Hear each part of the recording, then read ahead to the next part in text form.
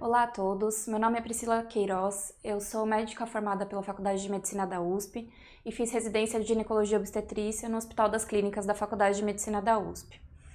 Hoje nós vamos abordar alguns temas de ginecologia, sendo o primeiro deles o tema de violência sexual.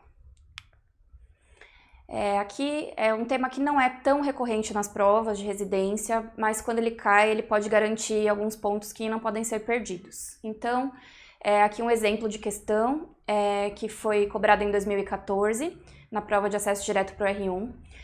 O caso é uma mulher de 24 anos que é trazida ao pronto-socorro, vítima de abuso, que teve penetração vaginal e anal há cerca de 6 horas.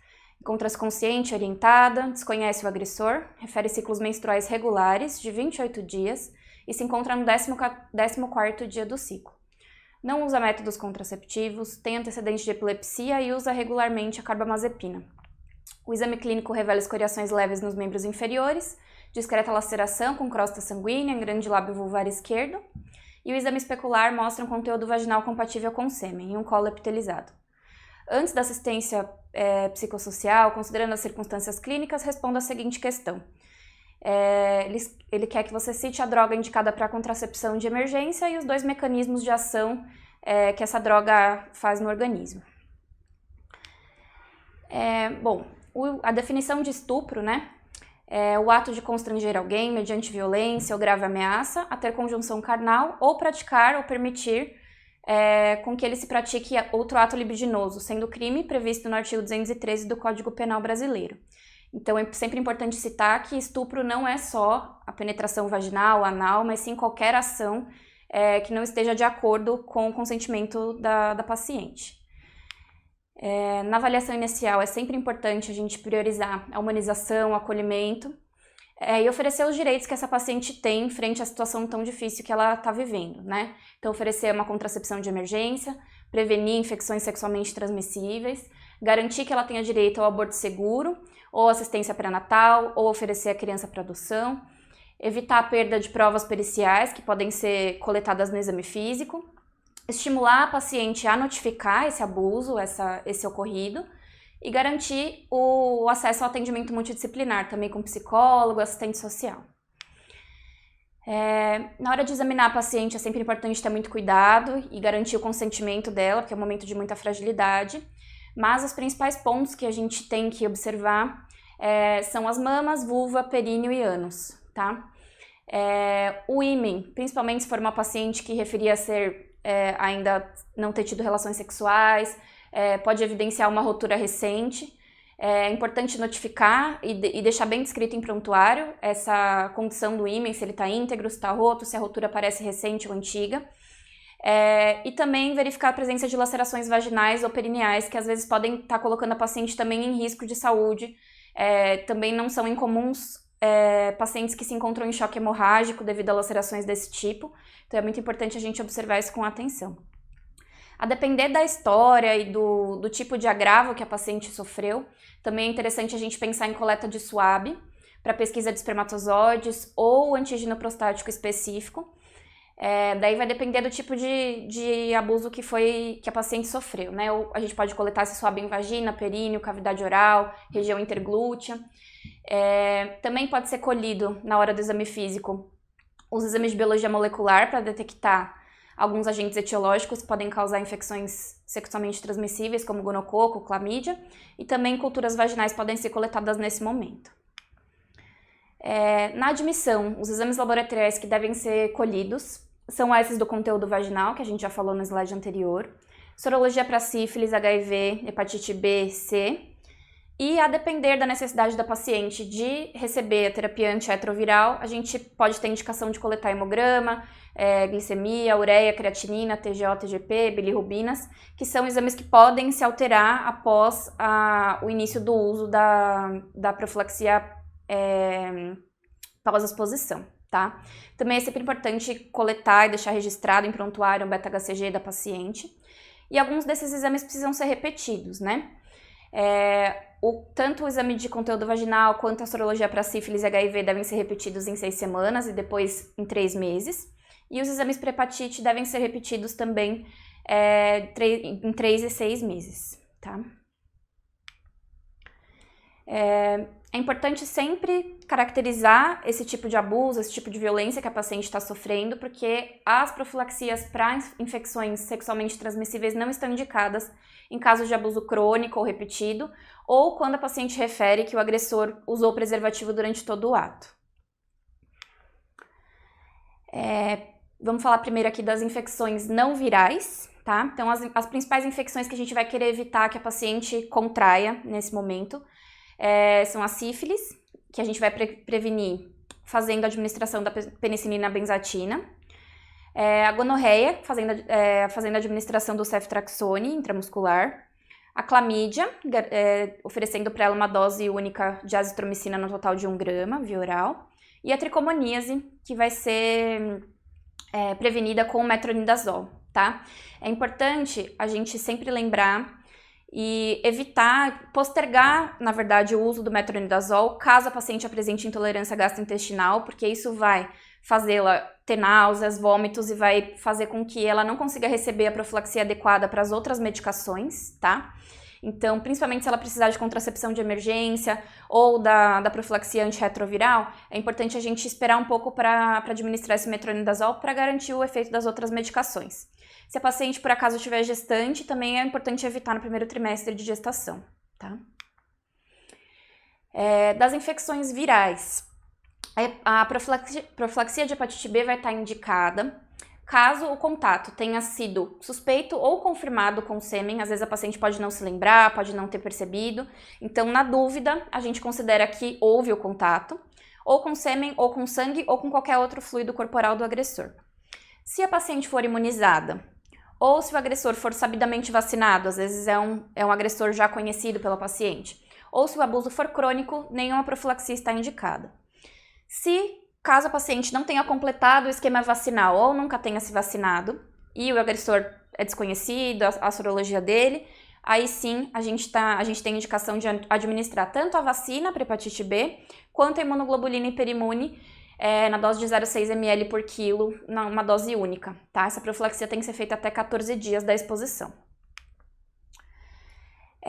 Com relação à profilaxia do HIV, a gente vai fazer 4 perguntas para indicar a profilaxia, tá? E essas perguntas têm que ser respondidas com a resposta sim. Se as respostas forem positivas para todas as questões, a gente vai indicar a profilaxia, tá? Então, a pergunta número 1, se o tipo de material biológico é de risco para a transmissão do HIV, então por exemplo, sangue, sêmen, fluido vaginal, isso vai caracterizar o material biológico de risco. Se o tipo de exposição é de risco, então se houve contato com mucosa que não está íntegra, mucosa mesmo íntegra, ou pele não íntegra, se a paciente tiver lacerações na região que teve contato com o material biológico, aí essa resposta é sim. Se o tempo transcorrido entre a exposição e o atendimento é menor que 72 horas, então depois de 72 horas a gente já não indica mais a profilaxia, mas antes sim. E se a pessoa exposta é não reagente para o HIV no momento do atendimento. Por isso, na maioria dos serviços, quando tem disponível, está indicado também a realização do teste rápido, tanto para HIV quanto para sífilis, para a gente indicar direito essas profilaxias. E daí, se a resposta for sim para as 4 perguntas, a gente vai indicar a profilaxia pós-exposição, que tem uma duração de 28 dias, e ela é feita com tenofovir, lamivudina e dolutegravir, nessas doses aqui do slide. A contracepção de emergência, ela vai estar indicada para todas as mulheres em idade fértil, independente de qual período do ciclo, mesmo que não esteja no período fértil, se tiver um contato certo ou duvidoso com o sêmen. Também essa contracepção tem que ser administrada até 72 horas após o ato, e ela não deve ser realizada caso a paciente apresente o uso de algum método de alta eficácia. Por exemplo, se ela tem DIU, ou se ela usa pílula regularmente e não teve falha de uso. Se ela usa um método eficaz, ela não precisa receber a contracepção de emergência, tá? A gente faz essa contracepção de 2 formas principais. A primeira é a administração do levonorgestrel, numa dose de 1,5 mg, pode ser feita em dose única ou dividida em 2 doses. E o método IUSP, que é a administração de anticonceptivo hormonal combinado, na dose de 0,05 de miligramas de etinoestradiol e 0,25 de levonorgestrel. Essa dose também pode ser dividida em 2 comprimidos de 12 em 12 horas, totalizando 4 comprimidos, ou 4 comprimidos de 12 em 12 horas, totalizando 8 comprimidos, caso a opção seja pelo comprimido de 0,03 mg e 0,15 mg. Também é muito importante orientar a paciente, garantir o direito dessa paciente de receber orientações sobre o aborto legal, caso tenha resultado uma gestação desse estupro, tá? O aborto, o aborto resultante de estupro, ele é previsto por lei até 20 semanas de gestação, ou se a paciente tiver, se o feto tiver um peso estimado menor que 500 gramas. Isso é decisão da mulher, deve ser oferecido para ela tanto a opção de levar a gestação a termo e permanecer com a criança, ou entregá-la em adoção, ou praticar o aborto, tá? O registro de boletim de ocorrência não é obrigatório para interrupção. Toda interrupção tem que ser documentada em prontuário, os termos de consentimento devidamente assinados e a paciente devidamente orientada, mas não é necessário que ela registre o boletim de ocorrência para poder interromper a gestação. É muito importante que a instituição consiga garantir esse direito à paciente. Caso o médico que esteja atendendo a paciente tiver alguma objeção de consciência para a realização do aborto, ele tem o direito de ter essa objeção, mas o aborto tem que ser garantido para a paciente pela instituição. Então, tem que se encontrar outro profissional ou outra instituição que possa oferecer o direito da paciente, tá? E aqui, voltando para a nossa questão, citando a droga indicada para contracepção de emergência, que vai abordar 2 temas importantes, né? Que seria as contraindicações aí para contracepção também. Essa paciente do caso usa carbamazepina regularmente, então está contraindicado o uso de anticoncepcional combinado para ela. Então, ela tem uma opção de contracepção para receber, que seria o levonorgestrel, certo? Que por ser um progestágeno, ele vai agir espessando o muco cervical e inibindo a ovulação. E esses são os mecanismos que levam a ele ser uma boa contracepção de emergência para paciente. Sobre a doença inflamatória pélvica aguda. É uma questão também muito recorrente nas provas. Normalmente é cobrado tanto o diagnóstico quanto o tratamento. A gente vai abordar isso nessa aula, tá? A questão que a gente vai usar como exemplo aqui é da Faculdade de Medicina da USP de 2020, a prova de R1, de acesso direto. Foi cobrada uma paciente de 21 anos com dor abdominal, hipogástria, fossas ilíacas há 2 dias, piora progressiva, febre de 38 graus. No exame ginecológico tinha um conteúdo vaginal acinzentado, bolhoso, um toque vaginal com dor à mobilização do colo, aumento do anexo direito, de difícil caracterização. E ela iniciou o tratamento com ceftriaxone intramuscular e doxiciclina oral. Qual que é o agente microbiano que deve ser associado? Bom, vamos começar então com a definição. É uma infecção sexualmente transmissível, ascendente do colo do útero. Então, ela inicia pela vagina até atingir o colo, causando uma cervicite. Então, inflama o colo do útero e pode também ascender para o corpo do útero, anexos e tubas uterinas, peritônio e as estruturas adjacentes também, às vezes pegando intestino ou outros órgãos. Os agentes etiológicos principais são o gonococo e a clamídia, mas também é muito comum a infecção por anaeróbios pélvicos, bacilos gram-negativos, micoplasma. Então, basicamente, para se levar de lição é que a doença inflamatória pélvica aguda é uma infecção polimicrobiana, tá?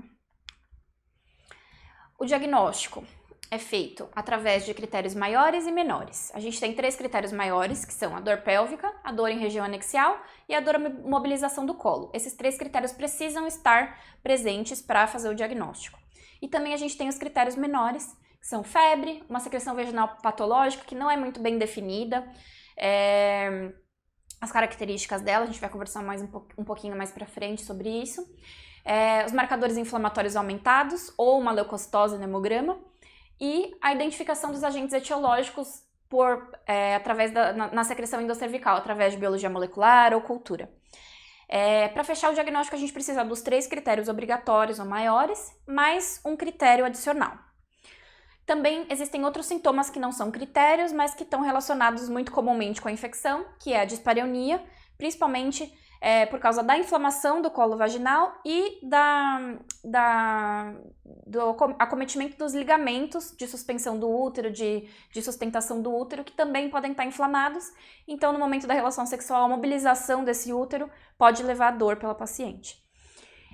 Também pode ocorrer um aumento do fluxo, prolongamento da menstruação, devido a uma endometrite que é considerado um estágio intermediário entre a ascensão da infecção vaginal e até a infecção do útero. Esse estágio é um estágio intermediário, que a gente chama de endometrite, que pode ser fugaz e pode levar a essa alteração do fluxo menstrual. E também, em pacientes que usam pílula combinada, de baixa dosagem, às vezes pode ter um sangramento de escape que antes ela não tinha. Às vezes já usa a pílula há muito mais tempo e, de repente, começou a ter um sangramento de escape que é incomum para ela. Isso também precisa ser investigado, porque pode ser um sintoma de doença inflamatória pélvica. Também pode acontecer a disúria devido à uretrite, porque todos esses agentes etiológicos também têm um tropismo pela mucosa uretral. Então, pode levar a uma uretrite associada ao quadro. A gente também tem 3 critérios que são chamados de critérios elaborados. Esses critérios, individualmente, já fazem o diagnóstico de doença inflamatória pélvica. Então, ou um exame de imagem, normalmente ultrassom transvaginal ou ressonância magnética pélvica, sugerindo a presença de abscesso tubo-ovariano, ou uma biópsia endometrial com resultado no anatomopatológico de endometrite, ou a laparoscopia, que evidencia sinais de infecção pélvica, ou ver a tuba espessada, hidrossalpinge, abscesso tubo-ovariano, sinais de infecção pélvica, também fazem o diagnóstico, qualquer um deles sozinho já fecha um diagnóstico. Bom, normalmente a gente vai receber essa paciente num contexto de urgência, né? Ela normalmente vem se queixando de uma dor pélvica, que nem sempre é uma dor tão importante, tão aguda, às vezes pode ser uma dor mais indolente.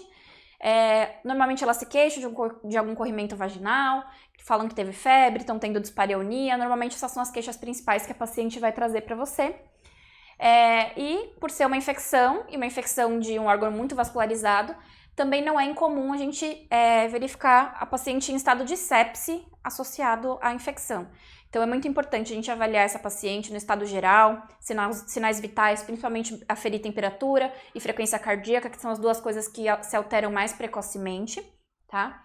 Em seguida a gente vai palpar o abdômen dessa paciente, principalmente buscando localizar melhor essa dor e procurar sinais de peritonite. Então uma descompreensão brusca positiva pode deixar a gente mais alerta aí na avaliação dessa paciente. No exame especular pode ter um corrimento vaginal purulento, que daí é muito típico da infecção pelo gonococo, mas normalmente tem um corrimento turvo, com odor, um colo mais friável, uns achados que às vezes não são muito específicos. No toque vaginal tem muita dor à mobilização do colo, dor à palpação do útero, e a palpação de anexos pode ser uni ou bilateral, e às vezes, em alguns casos, não é muito frequente, a gente consegue palpar uma massa pélvica que pode corresponder ao abscesso tubo-ovariano. Aqui, o ponto muito importante na avaliação dessa paciente num contexto de urgência é sempre a necessidade de afastar a gestação. Então, sempre perguntar para essa paciente se ela tem algum atraso menstrual, qual que é o padrão de ciclo dela, se ela tem sangramento vaginal associado a esse quadro, que às vezes pode ser devido ao colo friável, mas também pode ter outros diagnósticos diferenciais. E solicitar o beta-HCG sérico urinário para todas as pacientes em idade fértil que te buscarem pronto-socorro com essa queixa. Por quê? Uma paciente com dor pélvica, com descompressão brusca positiva, pode estar em vigência de uma gravidez ectópica rota, e a realização desse diagnóstico precoce é muito importante para o desfecho dessa paciente. Então, a gente sempre precisa ficar de olho aí para fazer esse diferencial, para não prejudicar a paciente. Esse diferencial também de dor pélvica é muito cobrado em prova. De exames complementares para essa paciente, a gente vai pedir hemograma completo, principalmente buscando verificar a presença de leucocitose, marcadores inflamatórios, PCR e VHS. Se a paciente se queixar de disúria, ela tem uma dor pélvica ali meio indolente, o exame físico deixar dúvida, a gente pode fazer o diagnóstico diferencial com infecção do trato urinário através da urinal-urocultura. E também a gente pode tentar identificar o agente etiológico, ou por biologia molecular, fazendo PCR para clamídia, gonococo ou cultura vaginal. A gente também precisa pedir um exame de imagem para essa paciente para descartar ou confirmar se você já achou no exame físico que possa ter um abscesso. A gente vai confirmar isso com o exame de imagem.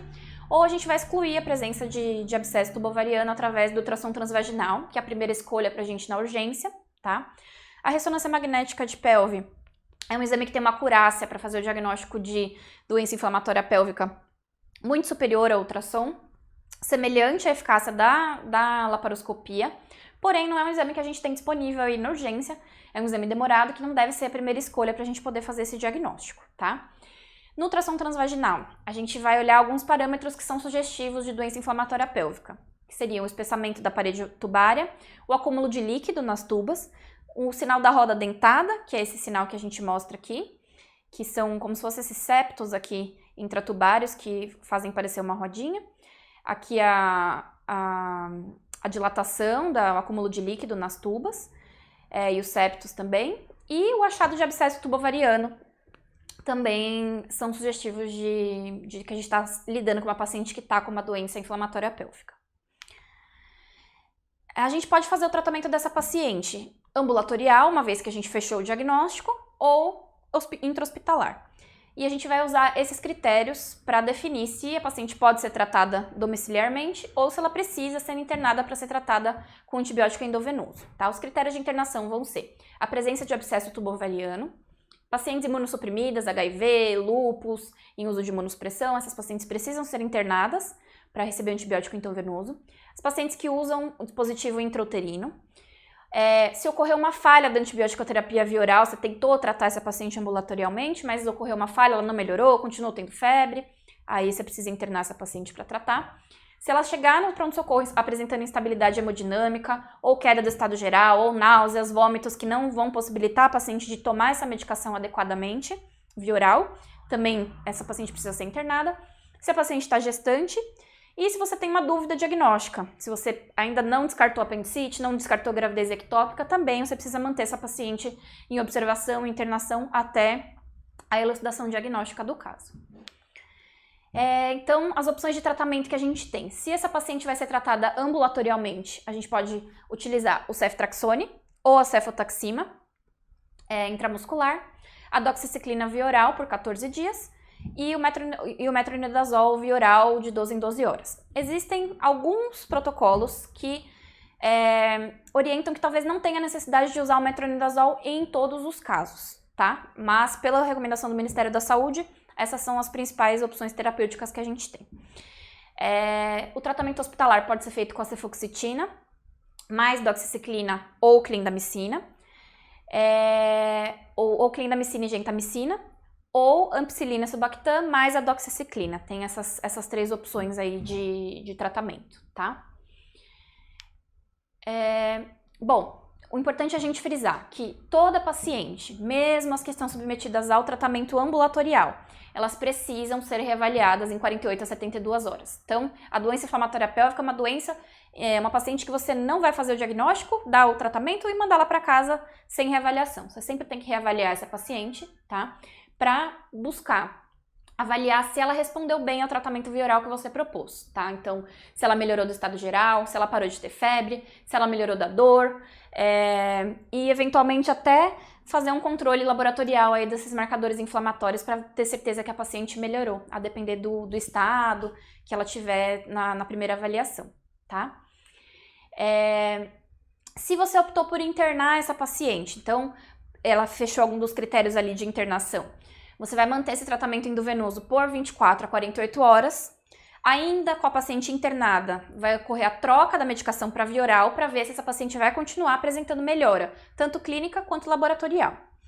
E uma vez verificado melhora clínica e laboratorial e a paciente ao menos 48 horas afebril, aí você pode mandar essa paciente para casa, sempre lembrando que na doença inflamatória pélvica, a gente tem que manter a antibiótico-terapia domiciliar até completar 14 dias do início do tratamento. Então, não é para mandar, você não vai dar alta para a paciente do hospital e deixá-la sem antibiótico em casa. Ela tem que completar 14 dias do início do tratamento recebendo a medicação. Uma diferença que vai acontecer é se essa paciente tiver o diagnóstico de abscesso tubovariano, tá? A gente vai ter que olhar com mais atenção para essa paciente.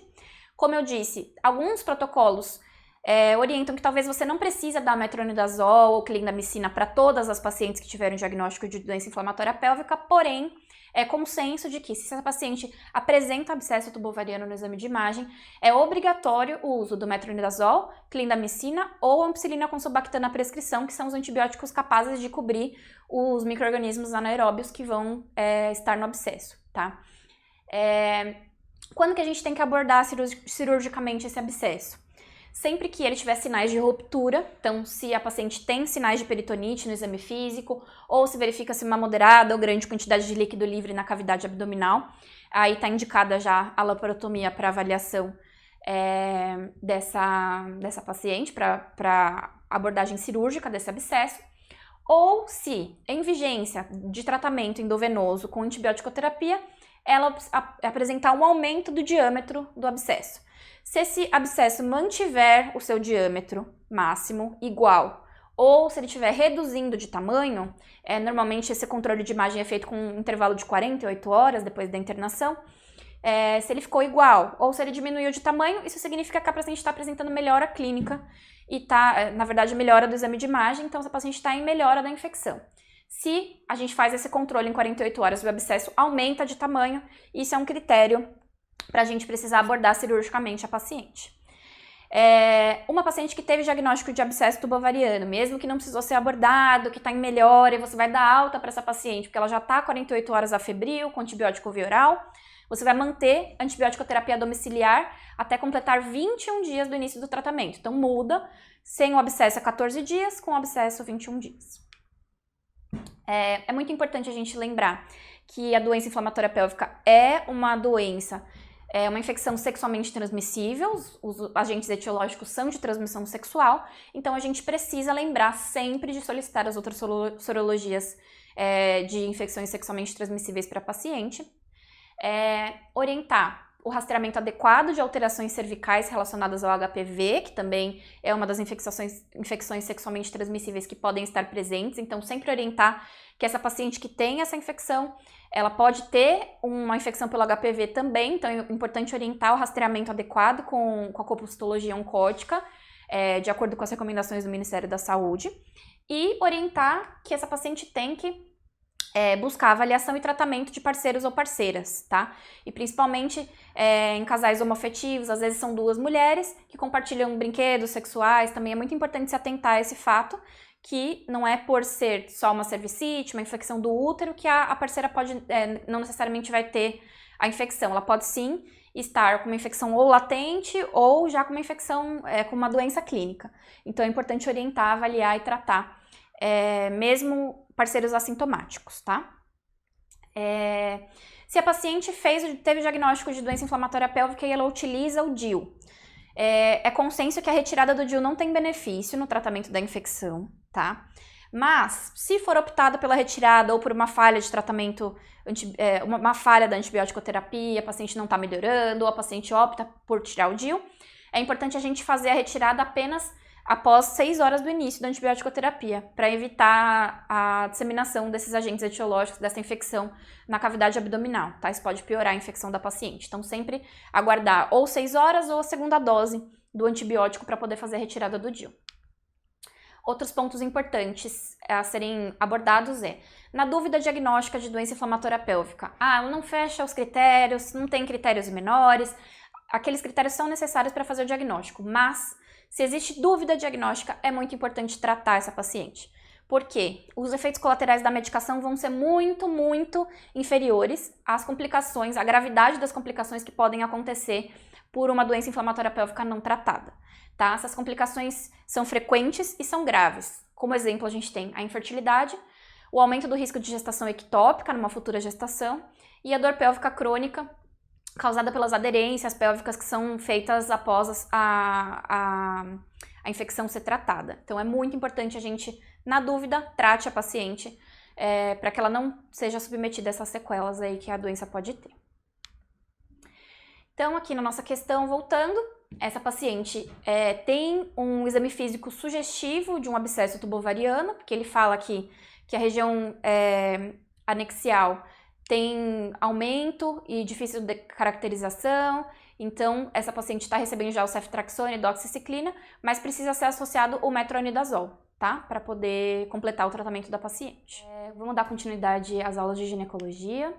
Hoje, nesse módulo, a gente vai abordar o tema de corrimentos vaginais e lesões genitais. Na aula de hoje, a gente vai abordar o tema das lesões genitais, tá? Tanto as úlceras genitais, quanto lesões pelo HPV, tá? Aqui está um exemplo de questão, também é um tema muito cobrado nas provas, tá? Essa questão aqui é da FMUSP de 2020, uma paciente de 40 anos com dor vulvar intensa há 2 dias, com o seguinte achado. Então, tem umas úlceras eritematosas, múltiplas, dolorosas, e ele pergunta qual que é o tratamento adequado para esse tipo de afecção. O primeiro tipo de úlcera genital que a gente vai falar é o herpes genital, tá? Causado pelo herpes simples vírus, tipo 1 e tipo 2. Normalmente acontece uma primo-infecção, com período de incubação de mais ou menos 6 dias. Aparecem lesões eritematopapulosa, elas vão evoluir para vesículas, que normalmente tem um conteúdo citrino, bem clarinho, e elas são bem dolorosas, podem ter prurido associado também, e normalmente regridem espontaneamente. Quando essas vesículas se rompem, elas causam uma erosão da epiderme e formam uma úlcera. Então, por isso, a herpes é classificada como um dos tipos de úlcera genital. Na prima infecção, a paciente pode apresentar também febre, mal-estar, sintomas sistêmicos, tá? Então é importante estar atento a isso. E cerca de metade das pacientes vão apresentar uma linfadenomegalia inguinal bilateral, tá?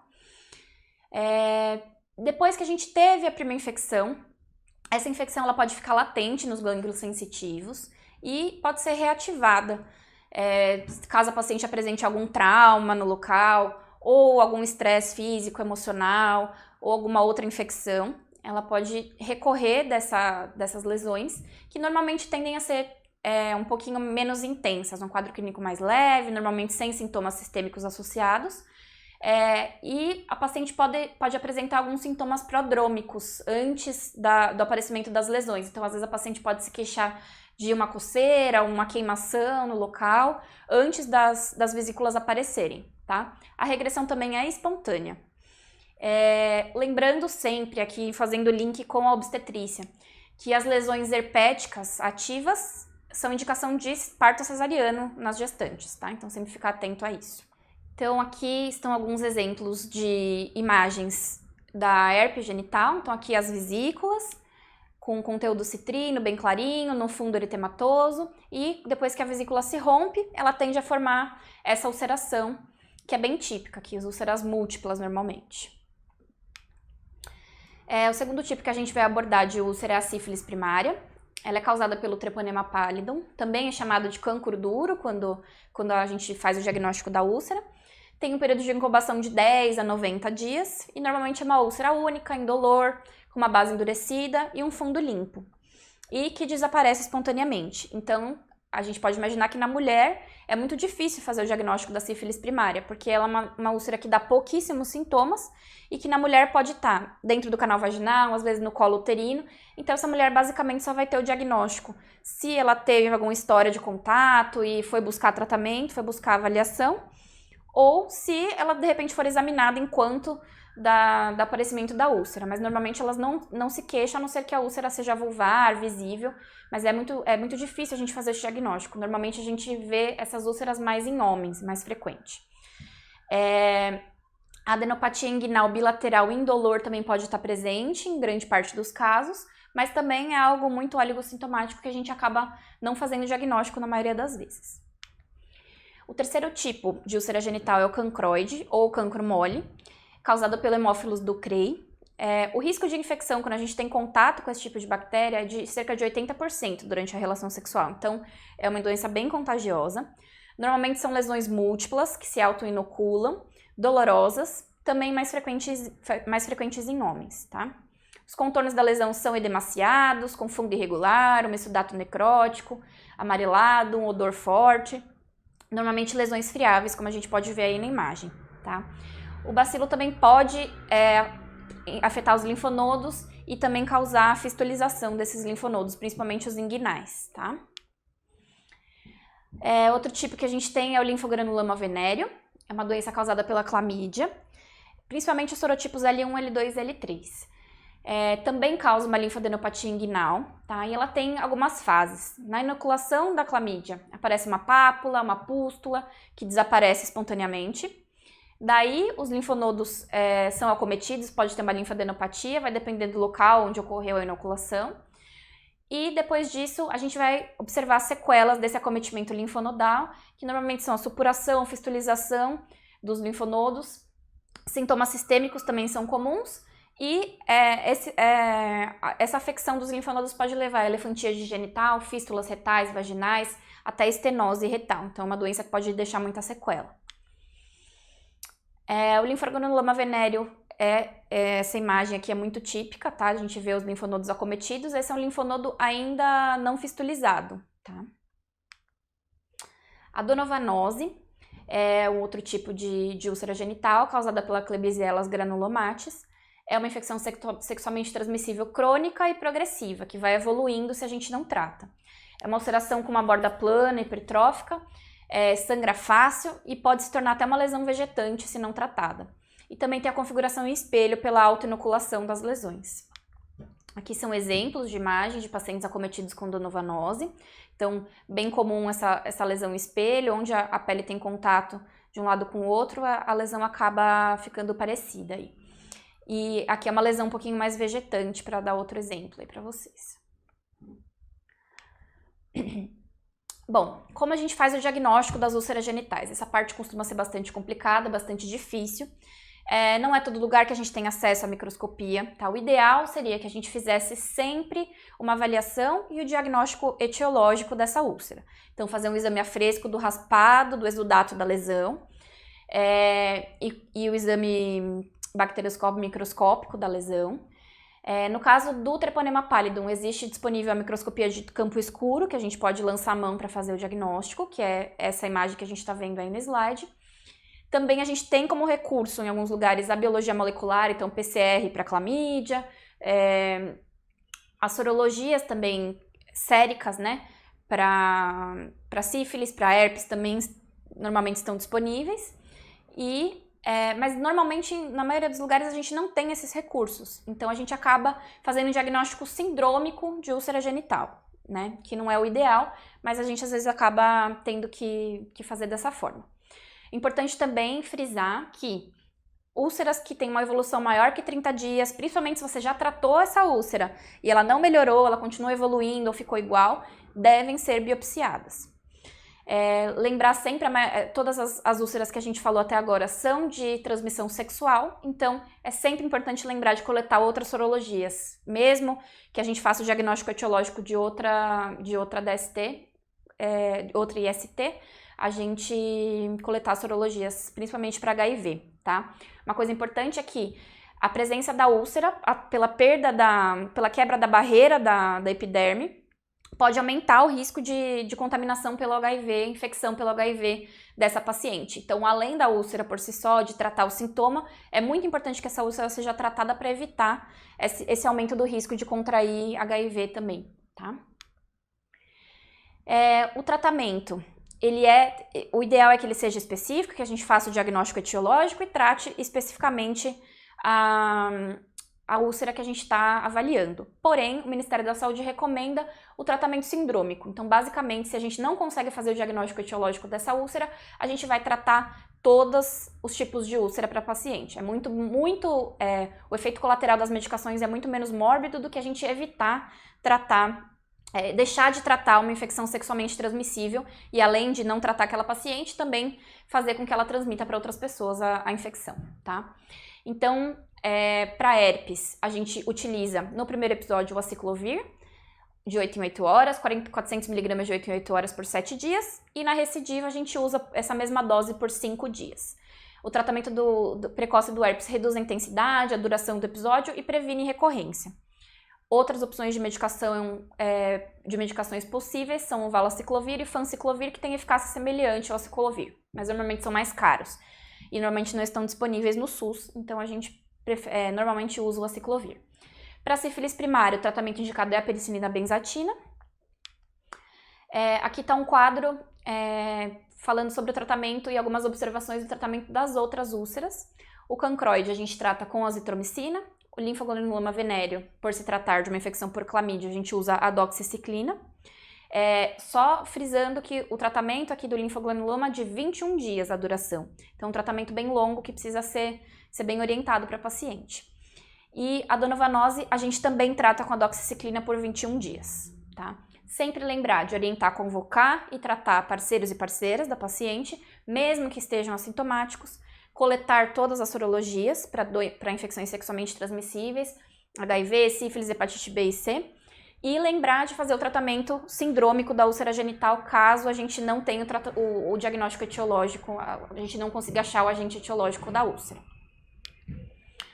Aqui, como extra, não se trata de uma úlcera genital, mas também é uma lesão genital, que também é muito cobrada em prova, é o condiloma acuminado, também chamada de verruga genital, causada pelo HPV. Os principais tipos que causam a verruga são diferentes daqueles que levam a alterações de Papa Nicolau, então principalmente o 6 e o 11 são os que causam a verruga. Também é de transmissão sexual, e o tratamento pode ser feito com aplicação local de ácido tricloracético, ou crioterapia, ou aplicação de cremes imunomoduladores para melhorar a imunidade da região e possibilitar que a paciente clareie o vírus, tá? Também sempre importante pensar em imunossupressão quando a gente vê esse tipo de condiloma, principalmente assim tão disseminados como na imagem, tá? Então sempre pensar em pedir outras sorologias, investigar outras imunossupressões. Então aqui a resposta da nossa questão, pela imagem, por tudo que a gente viu aí na aula.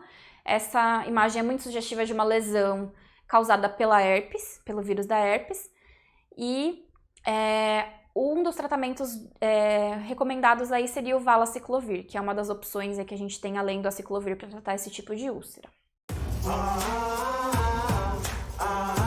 Friabilidade é outra coisa também muito sugestiva. A gente vai, faz o exame de endoscopia. Importante, vai cair em alguma questão. Se não for cair, você precisa saber também